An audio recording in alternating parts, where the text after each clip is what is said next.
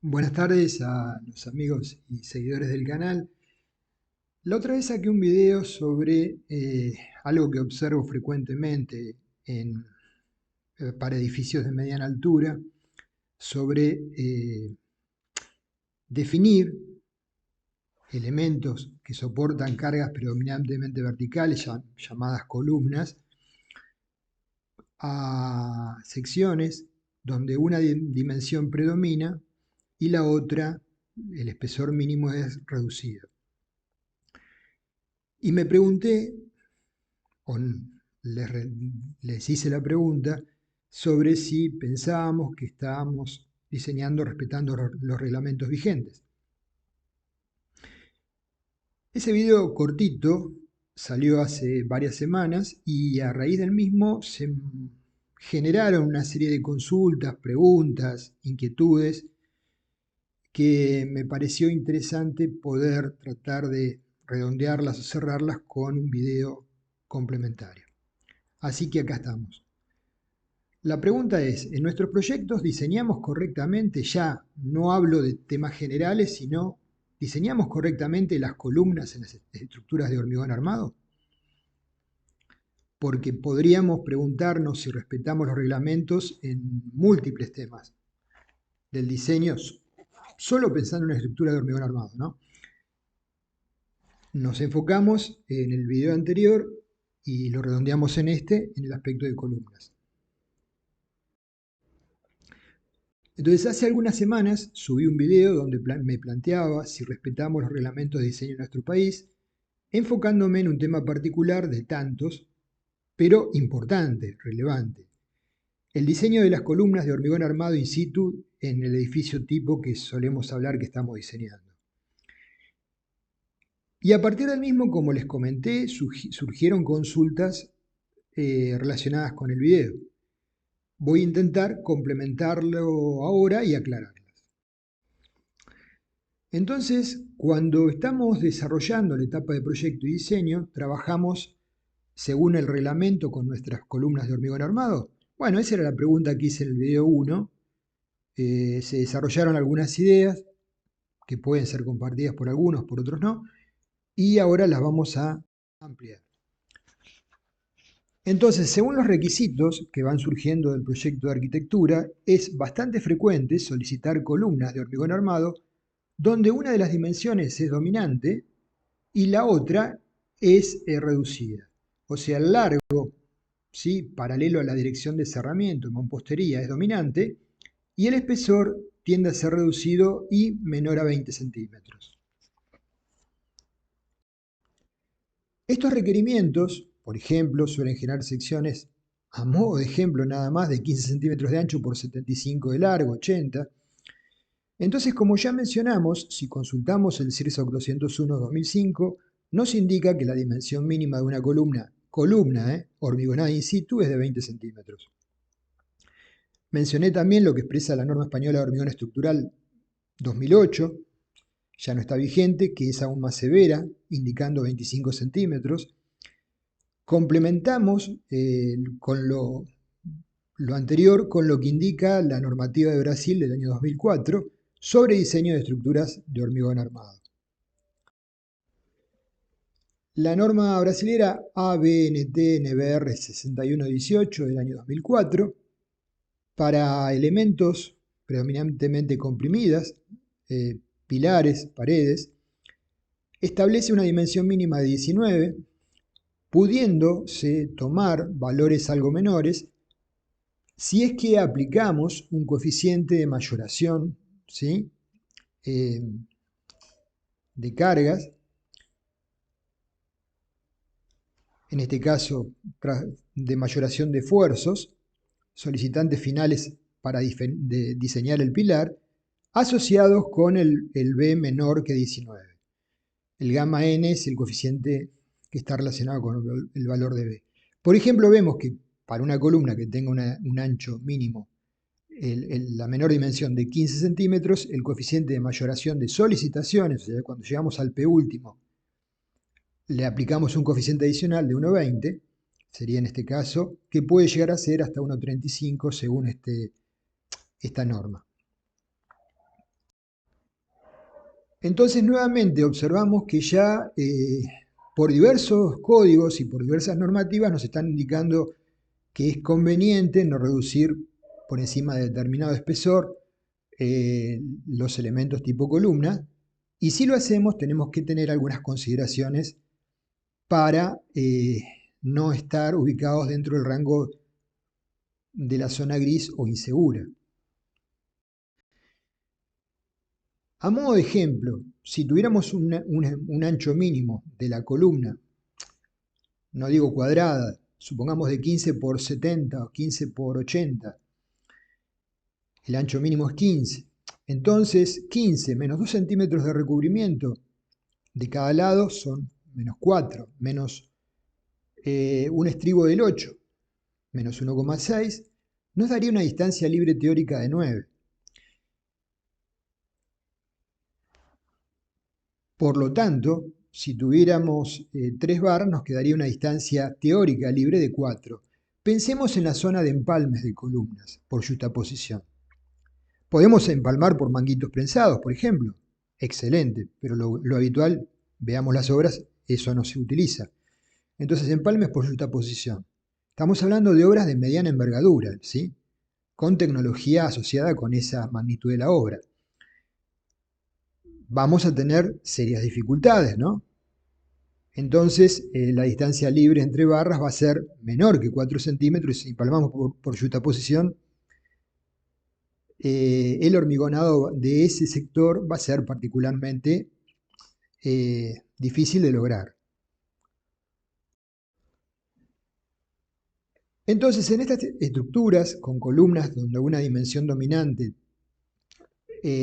existe normalmente paralela a los cerramientos y espesores menores a 20 en la restante dimensión, en el esquema que planteamos, más allá de lo anterior, ¿existe alguna viga que apoye en la dirección del eje débil, del menor ancho? Porque ya vamos a ver que el método, por ejemplo, un método a aplicar relativamente simple, si se cumplen las condiciones de partida del mismo, el método empírico, requiere que la excentricidad de la carga axial aplicada sobre el tabique, no ya la columna, no supere un sexto del valor del ancho, es decir, que estén dentro del núcleo central. Entonces, si se presenta alguna viga que apoye en la dirección del eje débil, probablemente los momentos que le transfieran ya nos compliquen cumplir con esta condición. Por otro lado, en la zona de cocheras, planta baja, abierto, subsuelo, ¿tenemos en forma interna alguna columna tabique de espesor reducido? Supongamos que existe y se ven, ¿sí? De hecho, si uno camina y mira va a ver muchas, ante el impacto por una mala maniobra de un vehículo liviano, una camioneta, ¿sí? Que estaciona, que impacta según el eje débil de esa columna tabique. ¿Qué efectos puede tener en la estabilidad general? Me pregunto. Si no se cumple con el concepto de columna, podemos diseñar como tabiques. En el reglamento CIRSOC 201-2005 se plantean los requisitos para el diseño como tabiques en el capítulo 14. Menciona lo que vemos anteriormente, más allá de un método empírico que es de aplicación restringida a las situaciones en las cuales se cumplan las condiciones de partida del mismo, que la excentricidad en el eje débil caiga dentro del núcleo central y que se cumplan ciertas relaciones de espesores y altura o largo. Caso contrario, tendríamos que recurrir a las especificaciones de diseño de columnas indicadas en los artículos 10.2, 10.3, 10.11, 10.10, 10.11, etc., que tienen que ver con los aspectos de carga axial y flexión y la verificación de segundo orden. Entonces, esto nos remite, para tabiques que no puedan diseñarse con el método empírico, a utilizar lo indicado para columnas en la verificación a pandeo. Por otro lado, el código ASI 318-2019 trata este tema de diseño de tabiques de hormigón in situ. Y acá se plantea, en el artículo 11.5.3, el método de diseño empírico, que como dice en la columna de la derecha, se aplica solo a secciones transversales rectangulares, macizas, de dimensiones constantes, donde las cargas axiales excéntricas y momentos debidos a fuerzas del plano se usan para determinar la excentricidad total máxima de la fuerza mayorada, PU, y cuando la fuerza axial resultante para todas las combinaciones aplicables de carga se encuentre localizado dentro del tercio central del espesor del muro, que se llama H, o sea, la excentricidad no mayor que H sobre 6 en todas las secciones a lo largo del muro no deformado. Entonces, caso contrario a este método, que es de aplicación simple, H es el espesor del muro, no sería utilizable, ¿sí? K es la condición de borde de ambos extremos del tabique. Si es articulado, articulado es 1, si no puede ser, si es desplazable puede ser mayor que 1, ¿sí? Y LC es la altura física. AG es la sección del mismo. Entonces, en la tabla 11.532 nos indica factores de longitud efectiva K para muros. Cuando podemos considerar que el muro está ariostrado y restringido parcialmente al giro en ambos extremos, se puede adoptar 0,8. Si, por ejemplo, hay losas a ambos lados y no significan una restricción importante, podemos adoptar K igual a 1. Y si el tabique está ubicado en una estructura que es de por sí desplazable, ¿sí? Hay una traslación y giro ante la presencia de cargas horizontales, supongamos derivadas del viento, tendríamos que pensar en un factor de K igual a 2. Cuidado con esto. La tabla 11.311 nos da espesores mínimos del muro de carga mayores a 100 milímetros o un 25avo de la menor longitud, de la menor entre la longitud y la altura no soportada, ¿sí? Para muros de carga, que sería lo que nos interesa en este caso.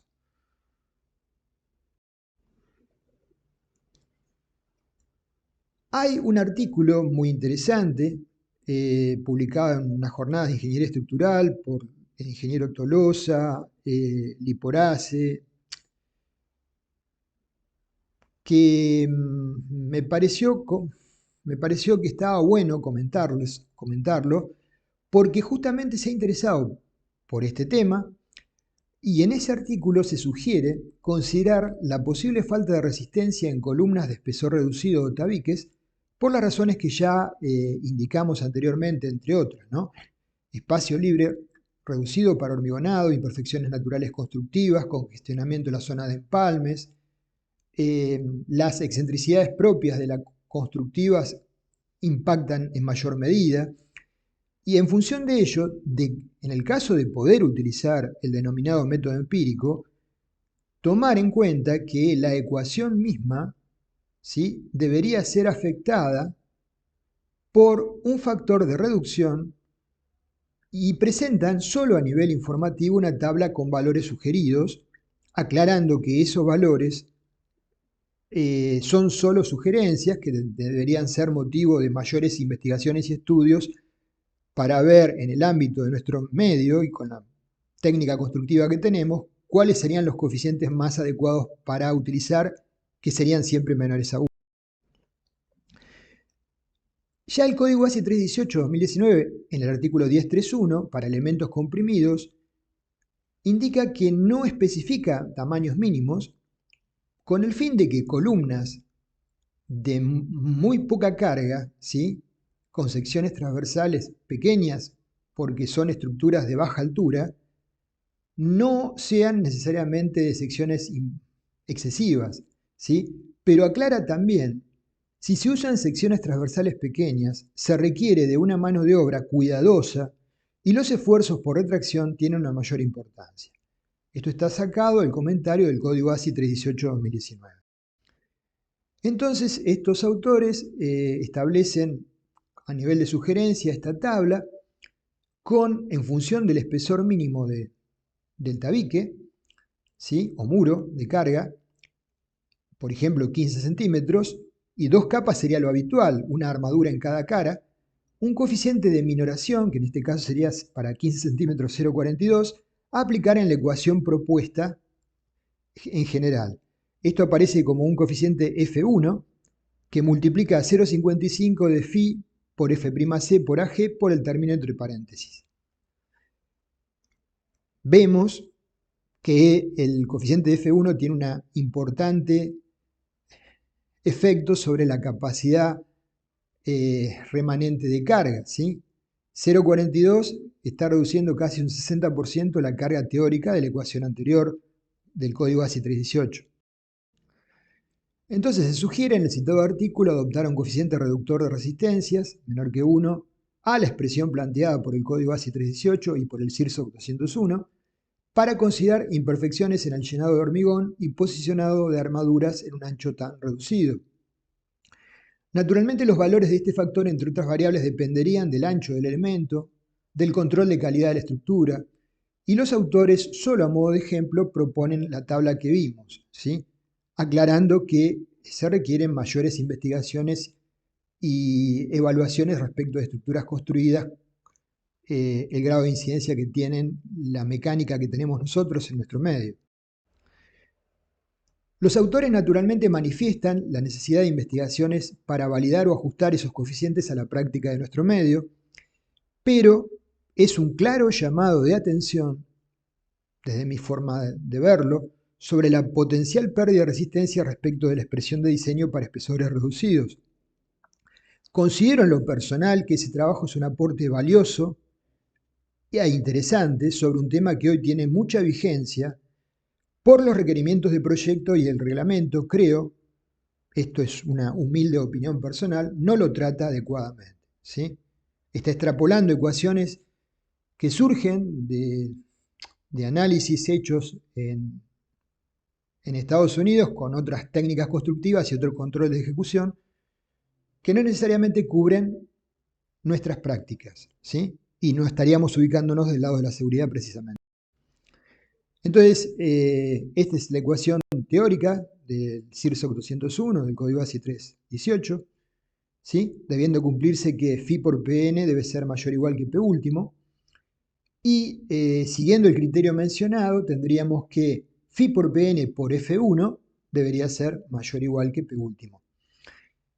Siempre tengamos en cuenta, ¿es posible aplicar el método empírico aproximado? ¿Se cumplen las hipótesis de partida para hacerlo? Si no, ninguna consideración de la que estamos planteando tendría validez. Y los mencionados autores hacen varias consideraciones interesantes. Yo solamente les marqué dos acá. Les sugiero que el artículo lo lean. Resulta claro que el comportamiento no lineal de las barras comprimidas con esbelteces elevadas constituye un riesgo mayor para la seguridad de las estructuras, ya que pequeños cambios en la materialización y o las cargas pueden llevar a aumentos desproporcionados en las solicitaciones y agotar la resistencia del elemento con facilidad. Por ello, el empleo de barras comprimidas con gran esbeltez mayor a 70, por poner un valor, mencionan, debe hacerse únicamente cuando no puede evitarse. O sea, mucho cuidado cuando los espesores reducidos llevan esbelteces del orden de 70 o mayores, ¿sí? Cada vez tienen mayor incidencia a ello.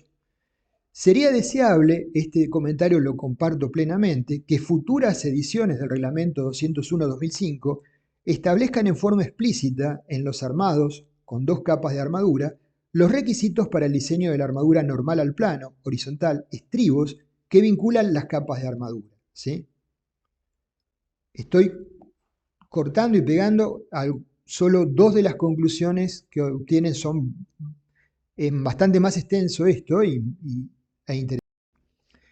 Para finalizar, el armado con estribos de este tipo de elementos, tipo tabiques, que están predominantemente comprimidos, como una interpretación personal, debería limitar la posibilidad de pandeo de las armaduras embebidas, así como lo hace en columnas, ¿sí? Y esto, el segundo comentario para finalizar, es algo general para tabiques, genera estribos cerrados en ambos extremos que permitan confinar al hormigón y mejorar su desempeño, sobre todo cuando hay en el plano del eje fuerte esfuerzos axiles y momentos flectores, ¿sí? Esto último es recomendable para tabiques en general de cualquier espesor. Bueno, espero haber aclarado algo el tema y las consultas realizadas. Gracias.